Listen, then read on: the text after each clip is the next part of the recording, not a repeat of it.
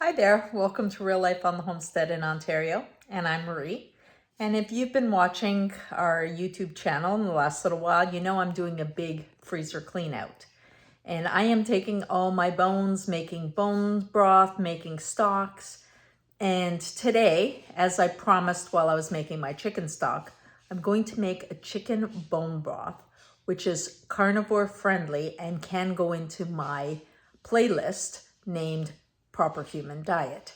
Now, I'm just going to show you what I'm throwing in. I do simply chicken bones, including the chicken feet and the necks, as well as I do a splash of apple cider vinegar, but you do not have to do that.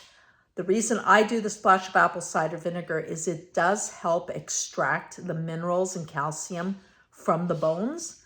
So I like to take advantage of that.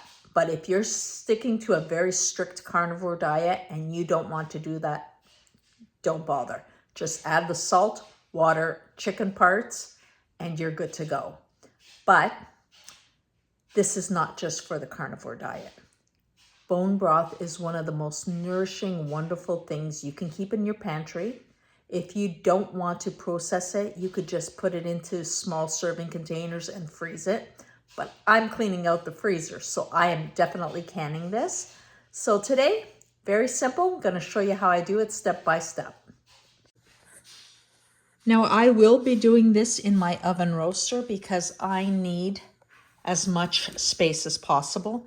I have got, on the homestead, we raise our meat. So I definitely want to use everything possible. And this was a little rooster when I was deciding who to keep and who not to keep. This rooster is going to be a little tough for, just having chicken dinners. But for stock, absolutely wonderful. This huge clunk of frozen mass is all the necks and feet of when I last processed. And then I've got some chicken backs, and it's all good. We've got, like I said, all the pieces that I've been collecting as I harvest my chickens. And it barely fits in here, but no worries, because as it defrosts, it will break down. Yeah, this is a chicken head. Lots of cartilage and nutrition in those as well. And I've got a bag, let me just show you this, of chicken feet, and I'm going to make sure that I can fit those in there. And I will be putting cold water in this roasting pan. And then I'm going to bring up the temperature to 350. It's going to take me about 6 hours for all this to defrost. Once I've got everything defrosted and broken up, I will be lowering the temperature to about 300 and leaving it there all day. Overnight, I will be doing it at 150. So I'm going to be doing this in the oven roaster outside, and I'm going to just literally tuck the chicken feet anywhere I can make them fit.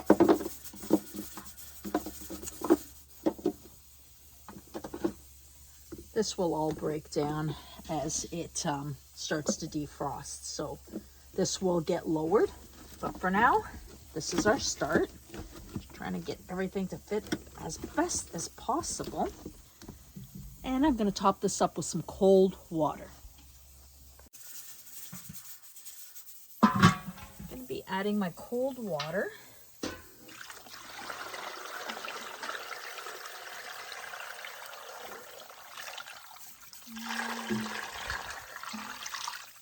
I might need to top that up as we go along. And I'm going to add some salt. I know some people don't add salt to their broth. I always do, because I want that flavor.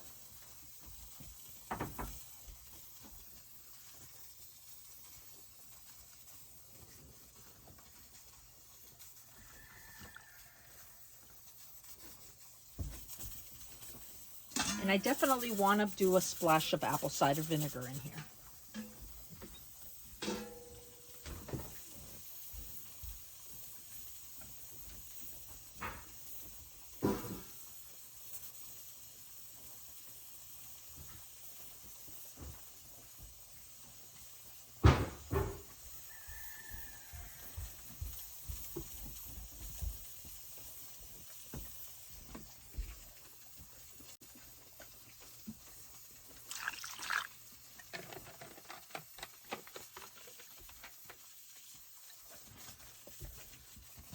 Now we cover it. And I've got it at 400 just to get it going. And then we wait. About 3 hours later, I'm gonna come and make sure that I break everything up. And that hissing in the background, that is my All-American. And I'm canning my chicken stock that I made earlier today. So it's 2 days in a row. Lots and lots of great stuff on the pantry. Lots of great stuff on the pantry shelf. We are now 3 hours in, and as you can see, everything has broken up, and we're going to get into a good simmer. I am going to drop the temperature to 350, and from here, we're going to go another 8 hours. I've just removed all the chicken and bones from the pot, and I am going to pick through this and remove all the chicken, put that aside. I'll be sharing a carnivore recipe later this week that you can use that chicken. And the broth itself is just coming back to a boil. Our broth without the bones and chicken. Once I pick off the chicken from those bones, I will be replacing the bones back into the pot. Here we go, just replaced all the bones back in the pot, and I'm lowering the temperature, and I'm gonna leave this overnight now at 150 degrees. And tomorrow morning, I'll strain out everything and end up bottling up this beauty. Unfortunately, it's a super rainy day here today, so this is going to be a very quick segment. As you can see, the broth is just beautiful. This is bone broth. There is no vegetables in here at all. Totally carnivore friendly. And what I'm going to do now, I have a stainless steel pail that I use. I have many of them. I use them on the homestead constantly because I can disinfect them so well. And I'm going to strain all the parts that are still left here through my colander into my pail, and all the meat and bones that are left I am going to throw in the chicken yard.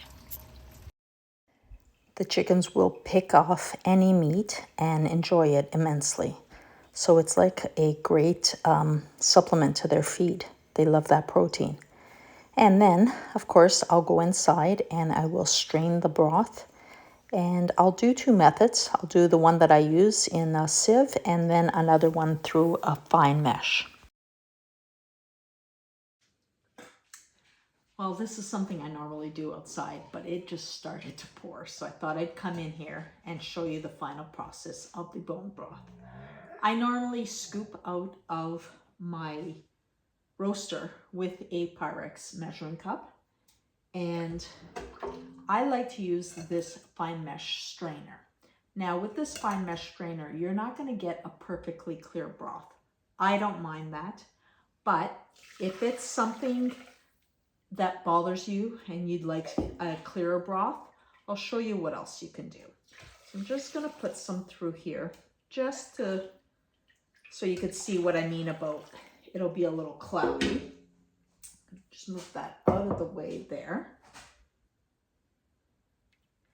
Now I want to be able to show you that it does catch a lot of the impurities, but you know, sometimes people just want super clear broth. I like bone broth.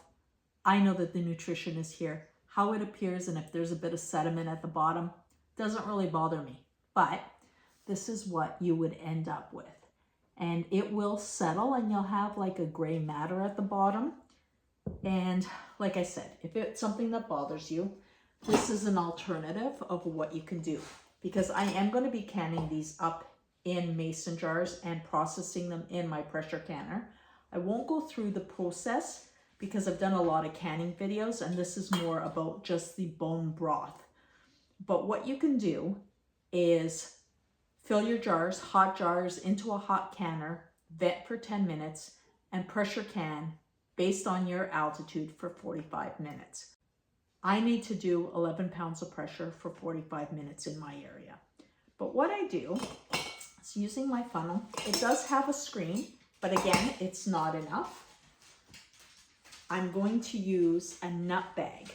You can use cheesecloth, but I'm not crazy about cheesecloth. I just find it's kind of wasteful. So I'm going to use a nut bag that washes really well. Put it on my funnel, and then I'll pour my broth through that into my jars. I'm leaving 1/2 inch of head space. That's all you need.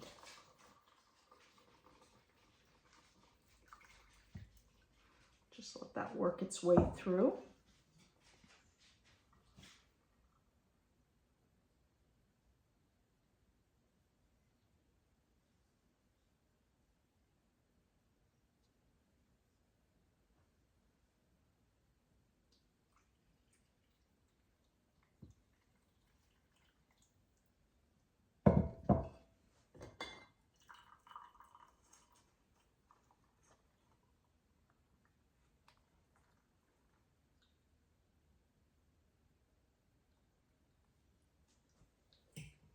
Yeah,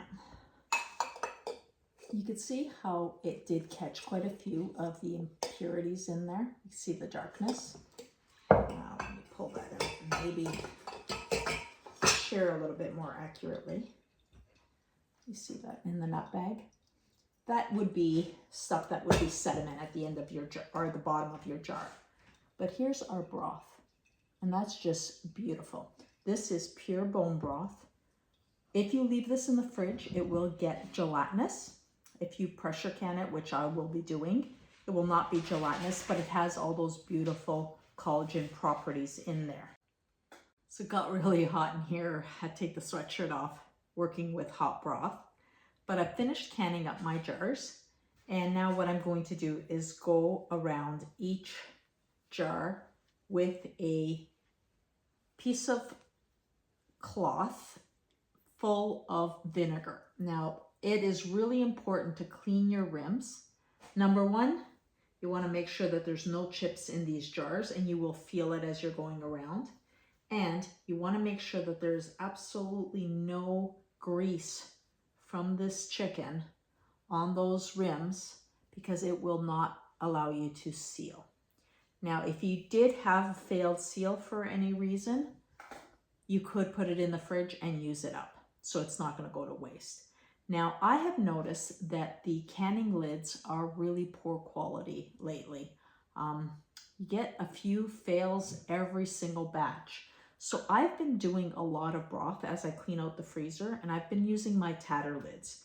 And I really like these. They're reusable. They have their plastic lid with a rubber ring, and I find that they work great. Now, I've heard a lot of people say they've tried them and they didn't work. If you're interested in knowing how these work, I will do a tutorial on how they work, because they're very, very good. It's just the process is different than regular canning lids. So I can do a little tutorial on it. Just put it in the comments section if you're interested, and I'll do that. But for now, that's it. We've got our beautiful bone broth happening. And look at this. Isn't that beautiful? That's going in the canner. 45 minutes, 11 pounds of pressure in my area. And I'm going to put this on the pantry shelf for that nutritious bone broth that us carnivores love. Remember, you can take bone broth, poach some eggs in it, the best breakfast. Now, go out, make some for yourself.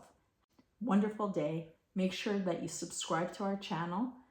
Throw us a like if you enjoyed this, and share with your friends. And we'll see you next time.